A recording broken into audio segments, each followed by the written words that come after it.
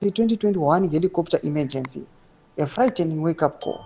Ndizadabira mashoko ari kuonekwa kunzi the failure yakaitika pahelicopter yemutungamiri wenyika muna 2021 zvakazofosa kuti his pilot azoimisa zveemergency ikazolenda in someone's farm.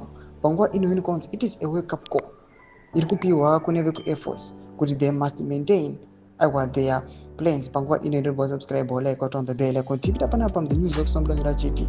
In August 2021, President Emmerson Mnangagwa faced a life-threatening scare when his VIP helicopter was forced into an emergency landing near Sandringham due to technical issues mid-flight. The avionics showed battery failure, leaving the pilot with no choice but to crash land safely.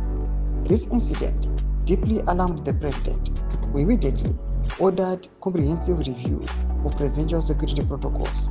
It laid bare the dangerous vulnerabilities within Zimbabwe's air safety systems and exposed poor coordination between flight crews and the Air Force. Domashko arikuda panguva ino arikuonekwa kunzi aiwa chitiko ichi chakapa wake up call and zvakatoraise security concerns kuti how far safe is the Zimbabwean leader. Panguva ino kunoonekwa kunzi aiwa chikopo chemutungamiri wenyika chinonzi chinotadza kuchaja kuti battery racho rinotadza kuchaja zvoita kuti his pilot opta for emergency landing just to save the president. Mashoko ari kubuda panguva ino anoonekwa kunzi aiwa those sectors panguva ino pari kuonekwa kunzi zvigananda zviri kuluta zviri kuita zvazvinoda zviri kuya kanda mari kwazvoda zvichipa war veterans zvichidisha out motor vehicles. Vari kuya panguva ino vachiti zviro zviri kuitika izvi vari kuonekwa kunzi kuti the Air Force of Zimbabwe the situation kumahelicopters iri kusirisa kwazvo. Imbudze mafunguro enyu vari kudii pamusoro pechitiko ichi.